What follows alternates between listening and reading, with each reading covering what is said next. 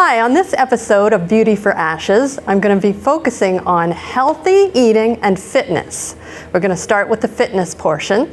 And recently I was at my gym and I ran into an old work colleague of mine who I didn't recognize. And she had changed so much.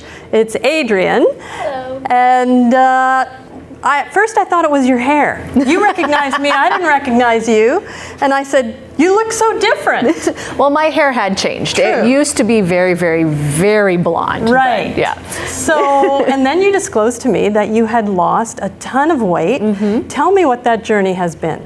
Well, I lost 65 pounds and I lost it naturally through diet and exercise. And it kind of started out one day in 2017. I knew that it was something that I needed to do. As a mom and of two very active boys who love mountain biking, I didn't want them out on the trails by themselves.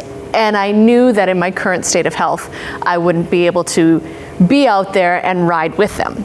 So I got on my stationary bike in our basement, started out 20 minutes a day, and that's how it started. Wow. I just started. Good for you. And you didn't quit. And I didn't quit. Yeah, I kept going. It was, I often say, if I saw myself now, back then I probably would have given up because it's just so much. Yeah. But when you start and you start small and you just, this is what I can do now.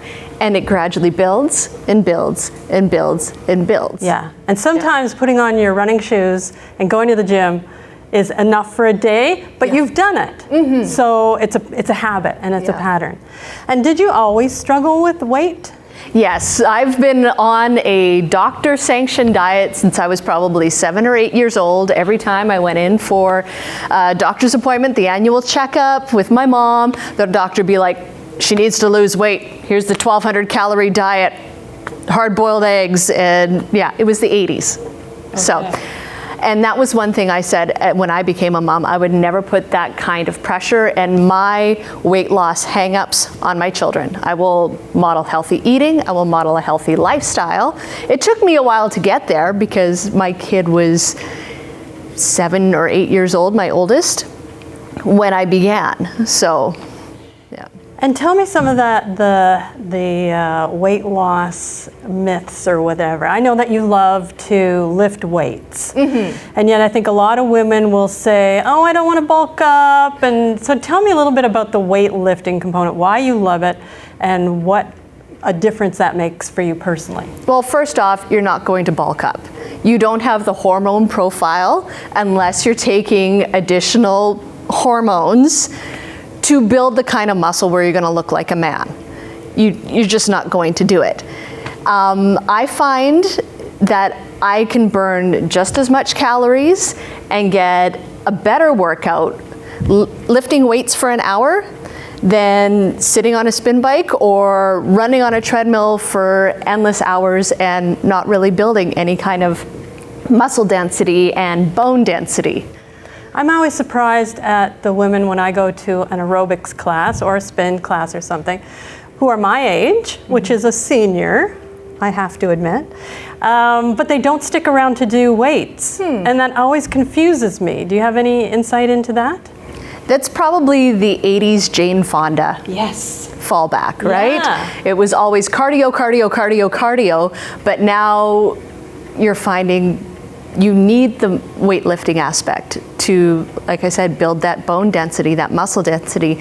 Nobody wants to be the youngest person in the senior's home. I'd rather be the oldest person in the weight room still lifting weights than the youngest person in the senior's home because I can't live on my own. Right. I remember for myself, it was probably about 20 years ago, and a neighbor of mine in Cold Lake, Alberta, on the military base, saying to me, my doctor has mandated that I have to lose some weight and has recommended going to the gym, and I joined her. She stopped after about 2 months and I just kept going. Mm-hmm. And I noticed that for myself, it has increased my energy. If I have a problem, I can go to the gym and I do a 30-minute aerobic or whatever, and then it kind of sorts through your brain. It all filters out, and and make sense again. Have you found that? Yes, absolutely. I saw a study recently that said the more pressure, physical pressure you put your body under, the more stress-related pressure you can handle. Wow. So as a mom who's not only a mom to a teenager and a preteen, but also a homeschooling mom, there's a lot of different pressures I face throughout the day. So first thing in the morning, if I can put my physical body under stressors, it makes me a better mom to handle the other stressors throughout the day, including grade 10 algebra and chemistry and all the other subjects that I'm relearning. So tell me how God has walked with you through this journey. Oh, that is a big question. I kind of always knew that he wanted me to do this, and the obedience wasn't there. And once I started on this journey and realizing how much the Bible actually talks about our health and wellness. Like we talk about Proverbs 31 and women being a provider for their home, but it's also Proverbs 31:17, she gets up early and she makes her arms strong. There's also a physical aspect to it as well, and taking care of the temple. And if your body is a temple of the Holy Spirit, why would you not want to take care of it to the best of your ability? I understand that you have a couple of God-honoring T-shirts that you'll wear to the gym. Tell me about that. I do. I have some church merch that I'll wear. I've got some T-shirts from Transformation Church and from Elevation Church, and I also have one. I love it. It's one of my favorites. It says, "I talk to God during my workout." Oh, I thought maybe you had one that said "Body by God." No, not yet. Not that cheese ball yet, but yeah. Anything else, Adrienne, you'd like to add about this? A lot of people are like, I just want to be motivated. The thing is, you will never always be motivated. That motivation will come in waves. And then people will say, well, I want to be consistent. Well, you can be consistently good or consistently bad at things. There's both sides of the spectrum on that. The discipline is where I found the change, and being not only a Christian and that discipline, it has filtered into all other aspects of my life. And being a disciplined follower of Christ, being disciplined in my health and wellness, being disciplined in my parenting, and as a mom, as a wife, as a friend, it's something that filters into all aspects of your life. Wow, that's great. I think of the scripture, choose this day who you will serve, and it really is a daily choice, whether you go to the gym or whatever you do to honor God. Thanks, Adrienne. I'm at the Elmwood Kildonan Y with Patsy Ringling. She's the Seniors and Adults Program Coordinator. So Patsy, we're going to talk about something that you and I are both passionate about, fitness. And I'm always amazed at the women, particularly my age, who don't even come in the door of the Y or any other fitness facility just because they're intimidated. Why do you think that is, and how can they get away from that? I find that they find it's overwhelming. There's lots going on. There's a lot of equipment that they're not familiar with. My suggestion would be just to come in and try whatever you're interested in. There's also fitness staff that are around that can help. Everybody has to start somewhere, so just come on in and we're here to help. I find that most gyms, and especially the Y I've found doing this shoot, are very gracious and kind, and even though you might feel intimidated, they're not going to say, you did that wrong, you failed at that. Yeah. There's no one here judging. We're all here for the same reason, to get healthy, build community, meet new people, try new things, go outside our box. Yeah. And is your recommendation either doing the classes or the weights? How do you coach people in what they should do for themselves? Yeah, both are very beneficial.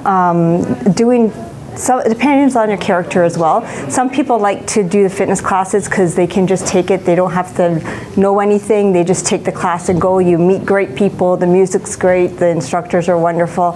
And some people don't want to have that interaction and they want to just do their individual thing. So there's a fitness center as well. So it's really character, personality. And what about women in particular? What should they know about coming to the gym? It's important to know that as we get older, we do lose bone density, muscle mass.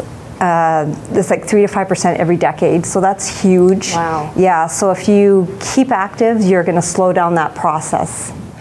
And yet a lot of women, I'm thinking my age particular, they'll go to an aerobics class, but then they won't stick around and do some weights. Right. Why do you think that is? Again, I think it's intimidating. They're scared that they're going to bulk up, but that's very false. That's not true. We need to keep that muscle mass and that bone density, so it's very important, especially for women, to lift those weights. Do you have any slogans or other motivators that you use, whether it's in a class or for individuals? I like to say, you got this, you're strong, you're powerful, keep it going. So how can people find out more about the Y? You can go on the website ywinnipeg.ca. You can also call the branch here at Elmwood, 668-8140. Well, I enjoyed chatting with Adrienne and Patsy at the Y. It's always good to stay fit. Now we're going to catch up with a lady named Stephanie Friesen, and she is going to be chatting about something I love, food. She is on her way to becoming a registered dietitian, and as we chat, she's going to be making a simple bean salad. Stephanie, why did you choose this recipe? Bean salad is great. You don't have to eat it as a salad. You can eat it with chips, as like a dip. Also, most people have a can of beans in their house, but they don't realize how easy it is to use it. It's relatively cheap. It's a great source of protein, and it can spice up your salad. Yeah, so go ahead and do your thing. You seem very skilled. I'm interested to watch what you're doing. So we're just going to start with a can of beans, pour it in. I would recommend rinsing your beans, but I've learned a lot of people don't do that. I never do. Yeah. And you know, I feel like there is always a fad going on, a diet fad. Why is that, and how do you address that as a professional? So diet fads are going to come and go. They are virtually a money-making tactic. Wow. They promise quick results in a short amount of time. So when you're looking at those, you want to make sure that it offers a large variety of food, making sure you're not cutting out a large food group or you're not restricting a lot of food. That's kind of going to be a diet fad. And if you do choose to do those, they're not going to have long-term results. Right. Weight's going to fluctuate significantly, and it's just unsustainable in the long term. Okay, that's good to know. I feel it's a little bit like fashion, you know? It comes in and out of style, but not sustainable. So I'm thinking of women my age, particularly Stephanie. Do you have any thoughts on how they should be adjusting their diet, particularly for like menopause or that kind of thing? Yeah, so I would say, especially in older adults, making sure you're getting that calcium in your diet. Calcium is especially important for bone health and bone growth. As you continue to age, your bone health kind of diminishes. So making sure you're getting enough calcium in your diet, you can get that through some vegetables. You can also get it through a lot of dairy products. So making sure you're getting enough calcium in your diet, and also making sure you're getting enough vitamin D. It's something that people forget about a lot of times because you just think, oh, we get it from the sun. Yeah. We do not get enough from the sun. Yeah. So as an older adult, I would say making sure you're taking a vitamin D supplement. Yes. It's very important in the absorption of calcium. So if you're not taking vitamin D, the calcium's not being absorbed as well into your body. I love that. I think that's so important because that was something I didn't know. And I'm a huge dairy fan. I love my glass of milk. I love yogurt. But I didn't appreciate that I needed to add the vitamin D while I take my calcium supplements. So let's move on to two big things that people deal with. Not only as they get older, but I find just in our society and the way we eat, high blood pressure and diabetes. Yeah, so diabetes is going up at an alarming rate. Yeah. Some people are honestly considering it the next epidemic, which is very scary. So diabetes can be from genetics, it can be from your family, but it also comes from high sugar intake and low physical activity. So making sure you're getting out there, you're getting your steps in for the day. 10,000 steps is a great benchmark. It sounds kind of silly to say, oh, get your 10,000 steps, but physical inactivity really helps lower your risk of diabetes. It's also great for, again, your bone health, your bone growth, making sure you're maintaining that. And just taking care of yourself, lowering your sugar, lowering your processed food is also a big factor. It's very easy to eat unhealthy. It's very easy to go through a drive-through, but just being mindful about what you're eating. Yeah, I was wondering about that. Does everyone struggle to eat in a healthy manner?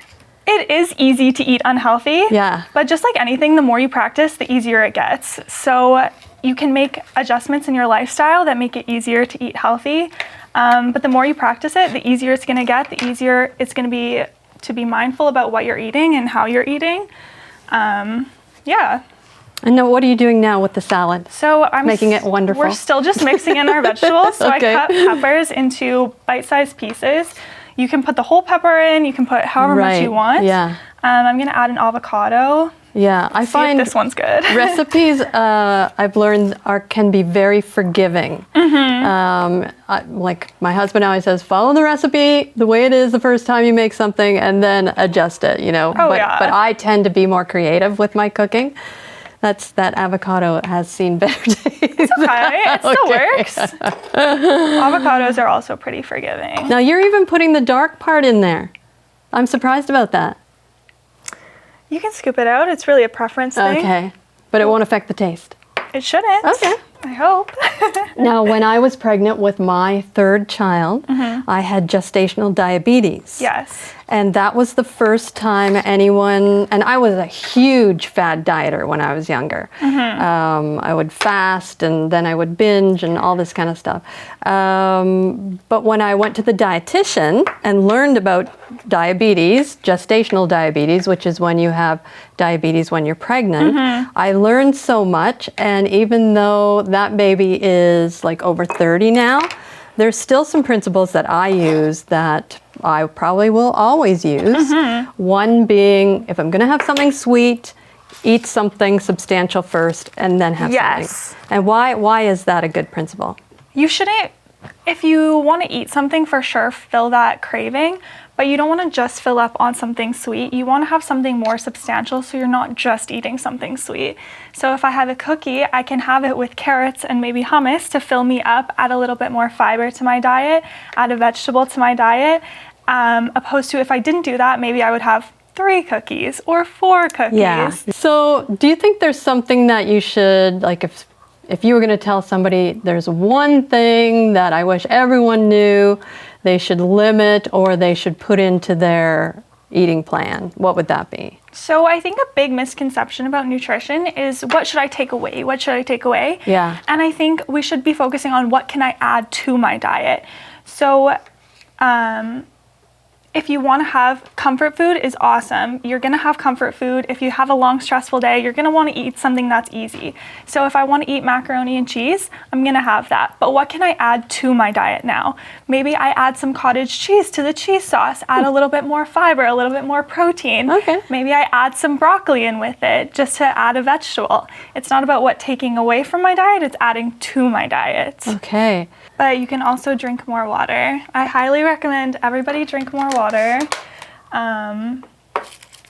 Everybody is dehydrated. As soon as you're thirsty, your body's already dehydrated. Okay, that's another thing that I learned after having kids is when they would be, Mommy, I'm hungry. Really, most of the time they're either tired Or thirsty. or bored. Yes. And are you saying then that adults are the same? I would say that. A lot of times you think, oh, I'm really hungry. No, you're bored. Maybe you're thirsty. Have you had water in a while? A lot of times you will reach for a snack food when you're really just thirsty. Yeah. So I would say drink a big glass of water, and if you're still hungry, then go for that snack. Okay. And what about processed foods? That's something that I struggle with because I love to make like a box of macaroni and cheese or a frozen pizza or that kind of thing. What are your thoughts on that? That salad looks great, by the way. Yeah, it's awesome. So processed foods, they're always going to be around. They're really convenient for a lot of people. And like I said, convenience is going to stay. but just adding to your diet. If you want to have a frozen pizza, for sure, have that frozen pizza. Can you top it with some more vegetables? Can you have a vegetable on the side? You're going to have comfort food. It's part of who you are as a person. Yeah. But just thinking about how to add to your diet. Is there anything else you'd like to add as far as how do we eat healthy? Yeah, just maintaining that balance, making sure you're eating nutrient-dense foods. You're not filling up on empty calories like with sugary drinks or with lots of processed foods, making sure you're filling up on protein, vegetables, your healthy carbohydrates. Yeah. Okay. Thanks, Stephanie, for eating. Thank you for having me. Let's dig in. Yeah. The Bible is often exhorting us to make wise choices, whether it's through healthy eating or fitness or a myriad of choices that God gives us. I hope this episode of Beauty for Ashes encouraged you to be fit and to eat healthy and to live a great life so you can continue to walk in fullness with Jesus.